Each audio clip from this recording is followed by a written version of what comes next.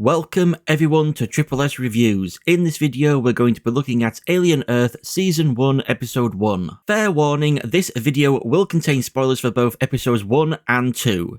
Now, let's begin. Episode 1, Neverland, opens by telling us humanity is trying to achieve immortality via 3 different technologies. Cyborgs, cybernetically enhanced humans, synths, artificially intelligent beings, and hybrids, human minds downloaded into synthetic bodies. Apparently, he who controls immortality controls the universe, not just the galaxy, but the entire universe. The year is 2120, 16 years after Alien Covenant and 2 years before the first Alien movie. And this opening is very clearly meant to resemble the opening of the first Alien movie, with the Maginot floating through space, the computer screen being reflected in a helmet, the crew waking up, them having a meal together, and they even have a cat on board. The crew of the Maginot don't get along as well as the crew of the Nostromo did/will do though, with Mr. Teng being a creeper watching women crew members when they sleep, and Morrow and Shmuel butting heads over Morrow being a cyborg and the amount of men lost capturing alien specimens. Side note,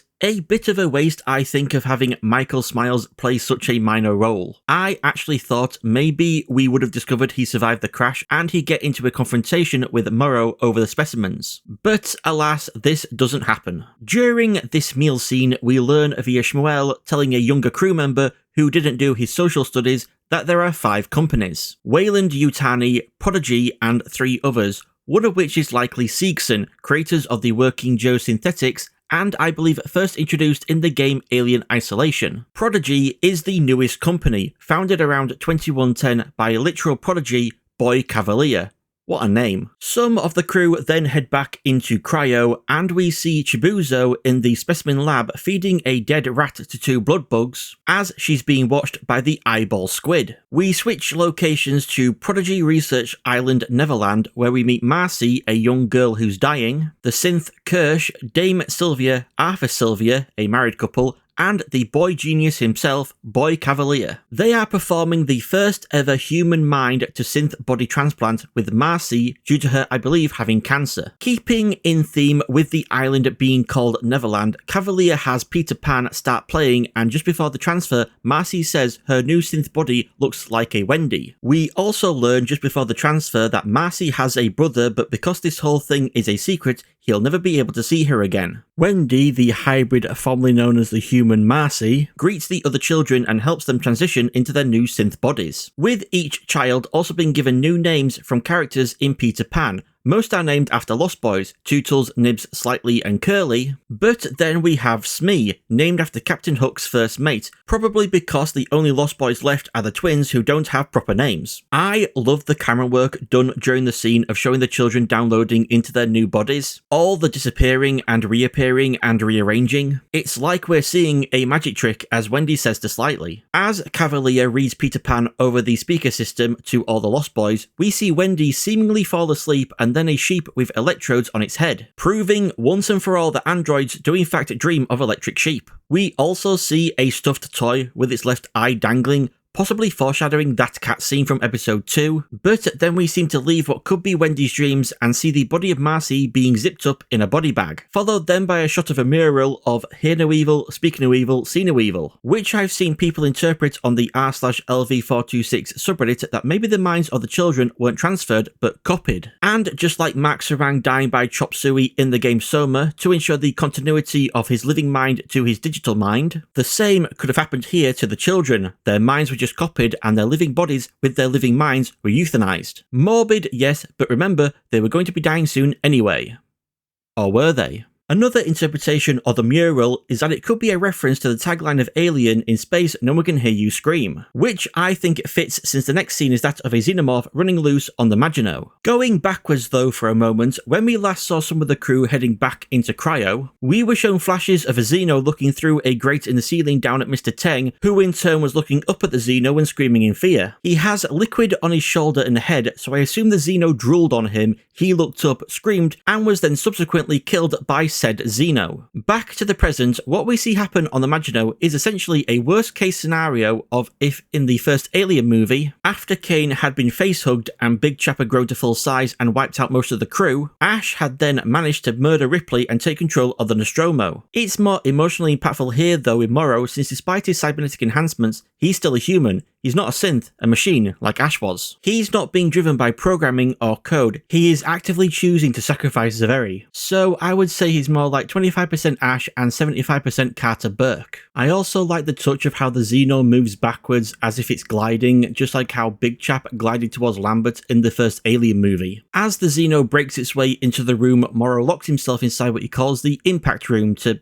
survive the upcoming impact. Just like how we, the audience, were given information about the 5 companies via the crew members of the Maginot telling the young crew member who didn't know, we now get more information told to us about Wendy's brother Joe via Wendy having a make-believe conversation with her stuffed toys. He's a fan of baseball and a medic working for Prodigy, and he and Wendy used to love watching Ice Age. Yes, the Ice Age franchise is a thing in the Alien universe, and we specifically see the 4th Ice Age film, Continental Drift. Switching to Joe's perspective as he's hanging out with his fellow Prodigy troop buddies, the Maginot crashes into the Prodigy city of New Siam, and a search and rescue team including Joe, who is referred to by his surname Hermit, head to the crash site. As they're making their way into a building the Maginot has crashed into, they pass one poor fucker who gets absolutely nailed by falling debris. Brutal, I love it. The team finds an opening into the Maginot and they head inside, and we see deep inside the Maginot, Morrow has survived the crash and Mother is still somehow operational. Back at Neverland, Wendy's being given a hearing test and it turns out she can hear beyond human frequencies. She notices footage of the Maginot crash site on some monitors and spots her brother, giving her the idea to ask Cavalier to send the Lost Boys to the crash site to help out. Cavalier asks why she wants to help and Kirsch explains Wendy's brother is there. Cavalier says that if he didn't know better, he'd think Wendy was human based on how she's acting, to which she says she is human. Couple this with him earlier saying to triage the wounded by income bracket, essentially treat the wealthiest, ignore the poorest, and yeah, it's pretty clear what this guy thinks of his fellow man. I mean, he is meant to be a caricature of IRL tech billionaires like Elon Musk and Mark Zuckerberg, so I love how Wendy just grabs the essentials from her room, a toy walrus given to her by Dame Sylvia, and the blade part of a paper guillotine, which because she has a synth body she can magnetically attach to her back, which I think is pretty cool. We cut to the other Lost Boys all talking with each other and they say some interesting things. Curly says she was sick before they got sick, but Smee says he was healthy as a horse, which has me thinking, could some of them, or hell, maybe even all of them, I don't know, have been purposely made life-threateningly ill on purpose by Prodigy, so that they could be used to be turned into hybrids? What do you guys think? Do you agree, or am I just reading too much into it? Wendy tells them they're off on a life or death rescue mission, and we get our hero shot before they board a helicopter and head off to the crash site. At the crash site, Morrow is about to enter the specimen lab when Hoyt and Anant show up, forcing him to hide. Hoyt and Anant go into the lab, finding I believe Bronski dead not by alien attack but by gunshot. Unbeknownst to Hoyt, a blood bug Mission Impossible's its way down onto him and crawls into his clothing. The two leave, but Morrow ambushes them, forcing them at gunpoint to drop all their weapons and allow themselves to be restrained to a pipe. For some reason, Morrow then asks Hoyt where Cavalier is. Maybe he thought if Cavalier was for some reason nearby, then he could kill him and get him out of Weyland-Yutani's way. In any case, Hoyt points out the obvious that he doesn't know where the trillionaire is and Morrow leaves. Hermit, Siberian and Rashidi find the cryo chamber and they notice one occupant of a cryopod has been dead a week. They've had something break out of their chest which crawled out of the pod.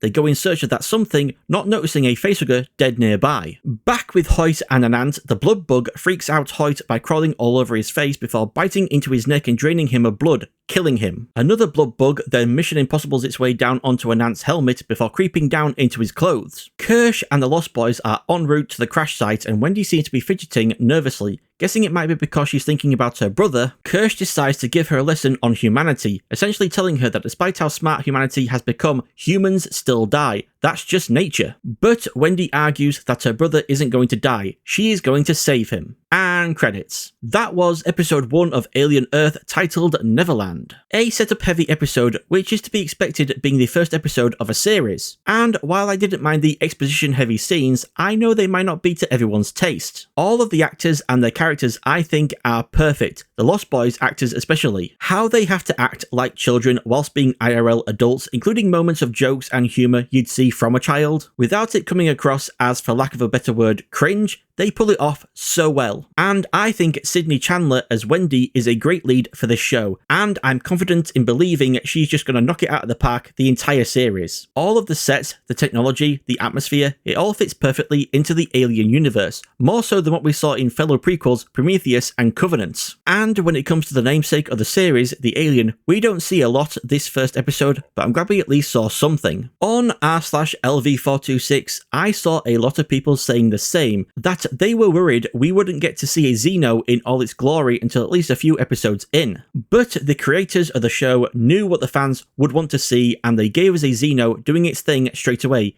even if it was only a taste. To round all this off, my favourite part of the entire episode was the scene of the children's minds being transferred, or copied, into their new synth bodies. The camera work and seamless transitions are all just chef's kiss. It all flows together so well, like magic. Thank you everyone for watching Triple S Reviews. If you enjoyed the video, and I hope you did, give it a like to let me know. And if you want to see more, then make sure to subscribe and check your subscriptions tab, not the home tab, for new videos. I also have a variety channel where I post a variety of different videos. If any of them interest you, check them out. I've been Triple S, you've all been amazing, and I shall see you all in the next video.